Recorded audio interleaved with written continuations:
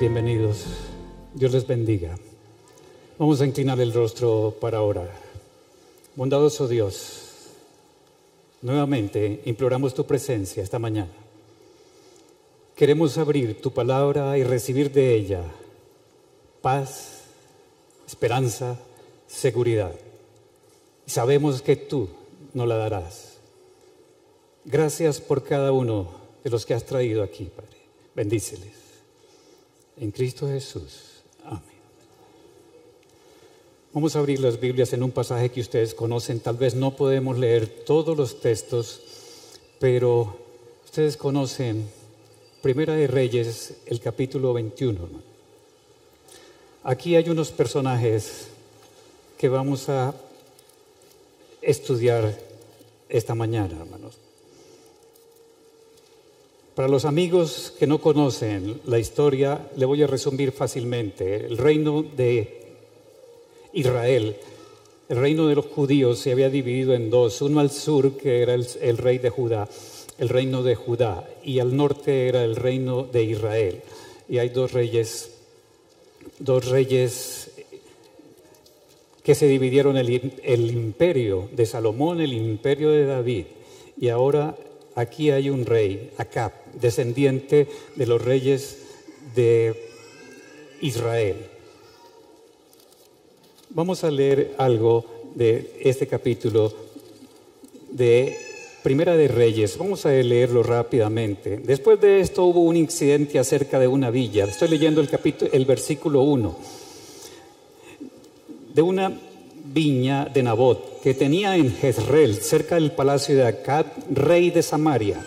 Acab dijo a Nabot: dame tu viña para un huerto de legumbres, porque está junto a mi casa, y te daré por ella otra viña mejor, o si prefieres te pagaré su valor en dinero. Nabot respondió: guárdeme el Eterno que yo te dé la herencia de mis padres. Acab volvió a su casa triste, enojado, porque Nabot de Jezreel le había respondido: no te daré la herencia de mis padres. Se acostó, volvió su rostro y no comió. Vino a verlo su esposa Jezabel y le preguntó: ¿por qué estás tan triste? ¿No comes? Y él respondió: porque hablé con Nabot de Jezreel, le dije que me vendiera una viña, o si prefería le daría otra viña por ella. Y él respondió: no te daré mi viña. Acab era rico, poderoso, pero infeliz. La mayoría de los ricos tienen esta cualidad, hermanos, son infelices. Además, por conveniencia política, se había casado con una mujer que era una sacerdotisa de Sidón, hija del rey de Sidón, y era una sacerdotisa de Baal. Acab tenía dos palacios, uno de ellos en Damasco y el otro de ellos en Jezreel. No tenía necesidad de comprar, a pesar de que la viña de Nabot está descrita, no es muy seguro, pero aparentemente estaba sobre un monte elevado más o menos unos 120 metros sobre el nivel del valle, y desde allá tenía una vista panorámica hermosa.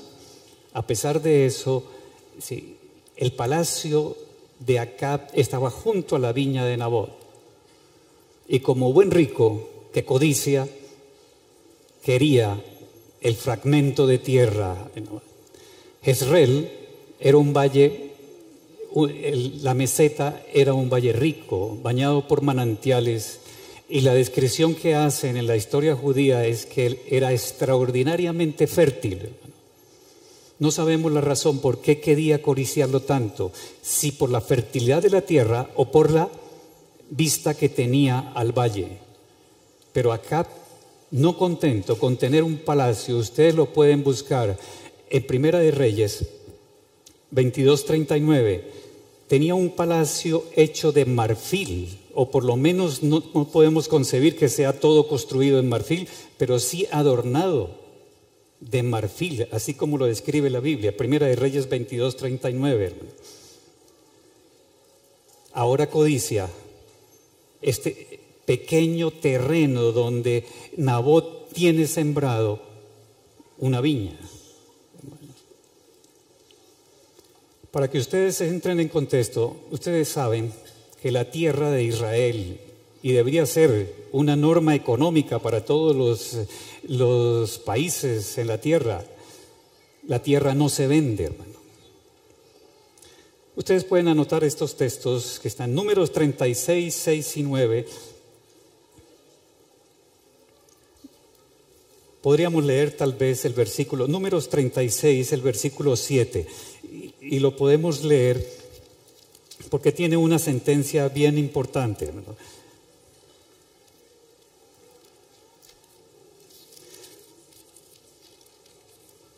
El versículo 7, para que la herencia de los israelitas no sea traspasada de una tribu a otra, para que cada israelita quede ligado a la herencia. Si ustedes leen al principio del capítulo 33, 36, son normas de por qué no se vendía la tierra. Además, el hijo mayor heredaba el doble de los demás hijos, hermano. La doble herencia era la primogenitura. Ustedes lo encuentran en Deuteronomio 21, 15 al 17. Hermano. Si no había hijos, si alguien le había heredado o no había varones, cualquier pariente, e incluso modificaron la ley para que unas hijas recibieran esa herencia. Ustedes encuentran esta descripción en Números 27, 8 al 11. La herencia en la Biblia se refiere como la parte que se obtiene de los padres. Es una propiedad, ustedes lo encuentran en Josué 15, 13. La herencia también se refiere a una parcela, a un fragmento de tierra. Ustedes lo encuentran en Números 26, 54 y en Segunda de Reyes 9, 26, hermano. La tierra debería permanecer siempre con la familia, hermano, ¿sí? Era un depósito de Jehová y así lo entendían los judíos, así lo entendía el pueblo de Israel. La tierra no se vende. Los americanos tienen un dicho: no venda tierra porque ya no se produce, hermano. Yo no sé de economía, pero alguno de ustedes podrá pensar que la mejor inversión es la que usted puede tener en tierras, ¿no? Comprar tierras. Ya no se produce, hermano. Los israelitas no concebían que la tierra heredada de los padres fuera vendida, hermano. ¿Por qué Nabot no le vendió, hermano? Hay tres razones. Vamos a ver la primera razón, hermanos. La primera razón de por qué Nabot no le vendió la tierra a Acab la encontramos en los versículos 1, Primera de Reyes 21, los versículos 1. Si quieres, lo van buscando, el 6, el 7 y el 15. Primera razón, versículo 1, Primera de Reyes 21, 1. Después de esto hubo un incidente cerca de la viña de Nabot, que tenía en Jezreel, en ese valle fértil, ¿cierto?, cerca del palacio de Acab. Versículo 6, y respondió: porque hablé con Nabot de Jezreel y me dijo que me vendiera su viña. Versículo 15, cuando Jezabel oyó que Nabot había sido apedreado y había muerto, dijo a Acab: levántate y posee la viña de Nabot de Jezreel. La primera razón es: ¿por qué no vender? Porque usted no puede vender su identidad, hermanos. Jezreel era la identidad de Nabot. Era Nabot de Jezreel, no era Nabot de otro sitio, no era de Jerusalén, no era de ninguna otra región. Su identidad estaba ligada a la tierra, hermanos. Los que son mayores saben que los abuelos se identificaban así, hermanos, ¿sí? Es el señor de la finca tal, ¿cierto? En algunas regiones todavía les ponen hasta algún sobrenombre, una identidad, no es que allá están los monos, allá están los gochos, allá están los... ¿sí? En Zapatoca utilizan mucho eso, ¿no? Y usted no pregunte por ninguna dirección cuando vaya a Zapatoca, sino tiene que llevar el sobrenombre de la familia que está buscando, ¿no? Identidad, hermanos. La tierra identificaba a los judíos, hermano. Y la identidad no se vende, hermanos. El problema con los jóvenes, cuando los jóvenes están creciendo, adolescentes, es que no tienen identidad, hermanos. Y copian cualquier cosa, ¿no? Sale alguien, jugador de esos fútbol, y se rapa media cabeza y se deja un mechón ahí como una cresta de gallo, y todos los muchachos deben peinarse igual al jugador del Barcelona, ¿no es cierto? Eso los aficionados al fútbol. Ese muchacho que vive aficionado a ver videos de música, de cantantes, ya quiere ser igual a él, ¿no es cierto? No sé si vieron los noticieros, vino un muchachito de esos que grita y hace ruido, ¿no es cierto? Ahora le dicen artista. Pintó unas barbaridades para una pantalla en una pared, vinieron otros y borraron eso, y las niñitas, no sé si lo vieron en el noticiero, llorando porque le habían borrado la imagen de su ídolo, hermanos. No tienen identidad, hermanos. La identidad no se vende, hermanos. Hermanos, hay una historia real. Primera de Samuel 17. Ustedes conocen bien esta historia. Jóvenes, repitan esta historia, la leen, la estudian. Conocen bien, David se va a enfrentar con Goliat. Versículo 38, de Primera de Reyes 17. Y Saúl vistió a David con sus ropas. David, un muchachito campesino, viene, me imagino, con alpargatas, con una camisa sucia, campesino, con una bolsita llena ahí de piedras, hermano. Y el rey le dice: no, usted no se puede presentar allá, mire, tome esto, aquí hay unos zapatos de marca, esta ropa, póngase esta camiseta, póngase aquí una balaca con un chulito, ¿sí? Y usted va a entrar a ese campo de batalla así, uniformado, y usted es la imagen del rey. Puso sobre su cabeza un casco de bronce y lo armó de coraza. David ciñó la espada sobre sus vestidos y probó a andar, porque nunca había probado.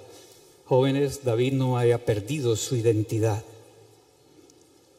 Y probó a andar, porque nunca había probado. Y dijo David a Saúl, un muchachito de 17 años, le responde al rey: yo no puedo andar con esto, porque nunca...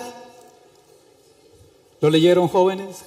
Nunca lo practicó y se quitó toda la ropa de marca que tenía y se puso otra vez sus sandalias. Y David, versículo 40, dice: y David tomó su cayado. Esa era su identidad, hermanos. Eligió 5 piedras, con eso había practicado. Lo pasaba dándole piedra a los osos y a los leones con una honda, ¿no es cierto? Y puso en su bolsa pastoril, con una honda en su mano, se fue hacia el filisteo, hermano. Si usted pierde la identidad que Dios le ha dado, usted no puede enfrentar las dificultades, hermanos. Hermanos, además Dios lo ha hecho a usted único. Usted no tiene una copia igual, ni la ha tenido, ni la tendrá, hermanos. Dios lo creó a usted para tener una relación personal, individual, con cada uno, hermano. Dios no creó genéticamente a todos iguales, hermano. Nos hizo completamente diferentes. Evidencia: a finales del siglo XIX, un argentino empezó a descubrir, ya se conocía de las huellas digitales, pero no se sabía que eran exclusivas y servían para identificar las personas, ¿no? Y por allá por 1880 y pico pudieron identificar una mujer que se había muerto porque le pusieron las huellas digitales, hermano. Dios le hizo a usted una marca en cada uno de los pulpejos de los dedos, imborrable. La única manera de quitarlas es que usted destruya toda la piel de los dedos, hermanos. Y es única, es suya.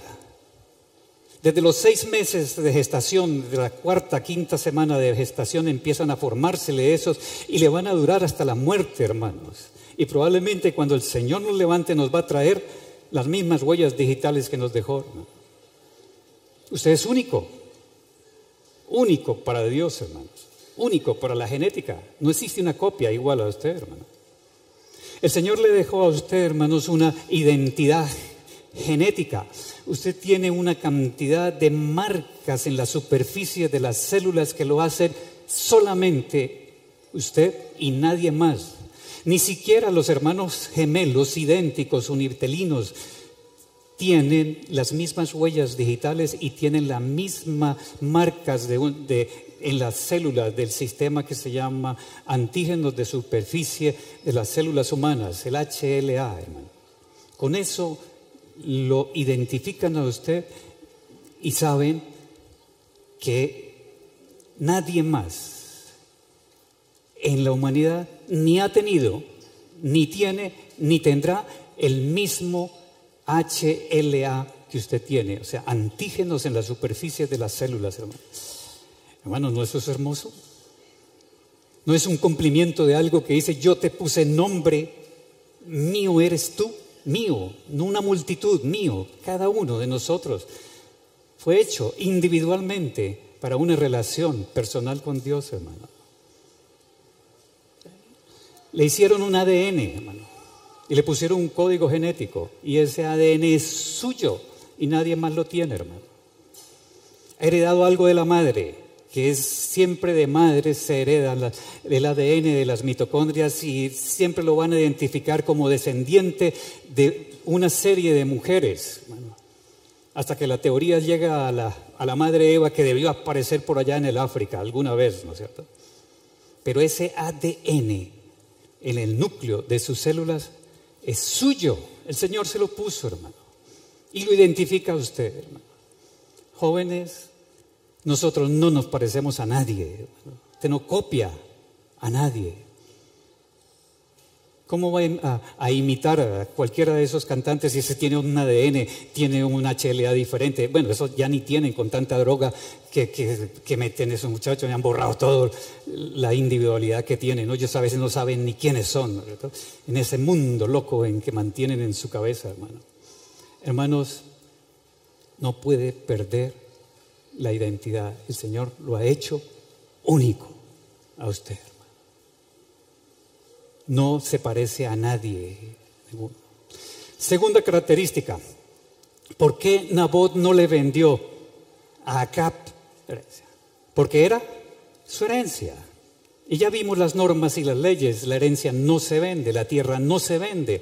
Hermano, lo que ha heredado de los padres no se vende. La mayoría de las industrias, de las grandes empresas que los padres ceden a los hijos fracasan, hermano. Son muy pocas las industrias que iniciaron con un abuelo que todavía persisten, hermano. La mayoría de ellas se pierde en la primera y en la segunda generación de los jóvenes. Los hijos no aprecian lo que los padres les han dado, hermano. Hermano, si usted tiene plata, no le deje plata a sus hijos, hermano. Si tiene tierras, no se la deje a sus hijos. No le va a decir que los va a desheredar. Tampoco estoy diciendo que la entregue a cualquier persona, ¿no es cierto? A menos que ellos trabajen, puedan comprender y valorar lo que usted ha hecho, lo que usted ha edificado, hermano. Déjeles educación y déles tiempo, que es la otra herencia, hermano. Hermanos, lo que usted tiene se lo dio Dios. Dios es el dueño de la tierra, Dios es el dueño de sus propiedades. Usted no venga a decir, esta es mi casa. No se pare como Nabucodonosor a decir, esta fue la Babilonia que yo construí, ¿no es cierto? Las posesiones, la tierra, las casas que usted tiene, el Señor se las ha dado, hermano. Cuídelas. Y usted tiene otra cosa importante, hermano. El Señor le puso, cuando estaba formando, como dice el Salmo 139, 16, cuando los ojos del Señor estaban viendo el embrión de su formación, cuando usted no era más que una célula, que inmediatamente se pusieron 2, 4, 16, 64, y se fue multiplicando. Y el Señor miraba el desarrollo embrionario suyo, hermano. Vigilándolo, hermano. Entre el 8 y el 12% de los niños que nacen tienen alguna malformación, hermano. Y si usted se examina y se examina bien y coge un catálogo de genética y quiere mirarse cómo tiene la implantación de las cejas, cómo tiene la nariz, cómo está la implantación de las orejas, cómo son los dedos de sus pies, probablemente va a encontrar que usted está mal hecho, ¿sí? Porque tiene 1, 2, 3, 4 malformaciones que no son trascendentales, hermano. 1 de cada 200 niños nace con una alteración importante en su formación, hermano. Y usted ha nacido perfecto, hermano. No tiene alteraciones congénitas ni genéticas, hermano. Dele gracias a Dios que está bien, hermano. Hermanos padres, dele gracias a Dios que sus hijos nacieron sanos. Perfectamente hubieran podido nacer con una alteración genética. En toda esa maraña de genes y de cromosomas truncándose unos con otros, mezclándose entre el padre, la herencia del padre y la herencia de la madre, alguno podría haberse equivocado, hermano. Usted va a nacer con alguna malformación, hermano. ¿No es triste para una madre tener un hijo que no lo puede sacar al sol en ningún momento? Tiene que estar siempre cubierto, desde de cabeza hasta los pies, porque el sol le irrita la piel, lo quema y el niño puede morirse, hermano. Difícil, hermano.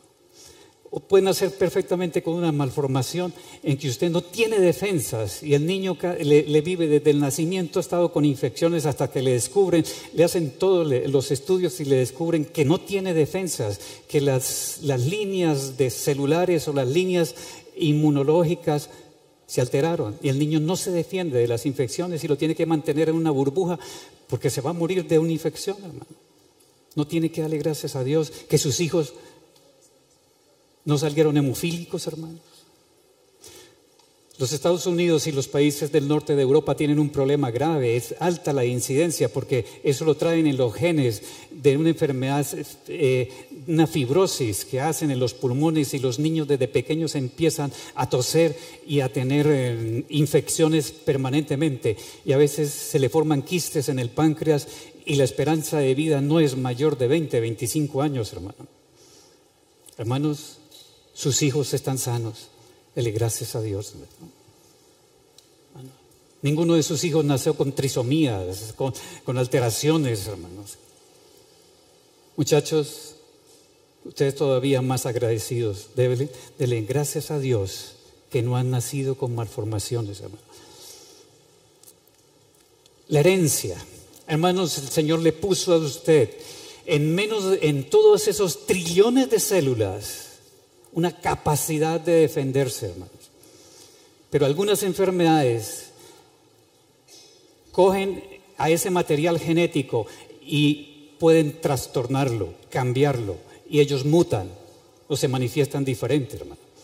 Usted puede haber nacido bien, pero sus padres ya alteraron la genética y son hipertensos, tienen la presión alta. Usted probablemente tiene la presión alta, pero más que la genética, más que haber heredado una enfermedad de hipertensión arterial que le va a durar todo el resto de la vida, lo que más le dispara la herencia es el estilo de vida, hermano, la manera de vivir. Usted puede tener su padre, abuelo, tíos con la presión alta, pero si usted tiene un estilo de vida adecuado y en su mesa no hay sal, no se le aparecerá la hipertensión arterial, hermano. Usted puede haber heredado, los dos padres son diabéticos, las tías son diabéticas, los abuelos son diabéticos y todos murieron de diabetes. Y usted tiene los genes clasificados en su páncreas para que ese páncreas dure menos. Ya está así programado. Pero como usted es un obediente, juicioso, y tiene un estilo de vida, hace ejercicio, mantiene una alimentación adecuada, no consume productos refinados, harinas y toda esa basura que le venden, que ya preparado, usted no desarrollará la diabetes. O cuando tenga 120 años probablemente puede ser diabético, pero ya es justo y necesario, ¿no es cierto?, a esa edad, hermano.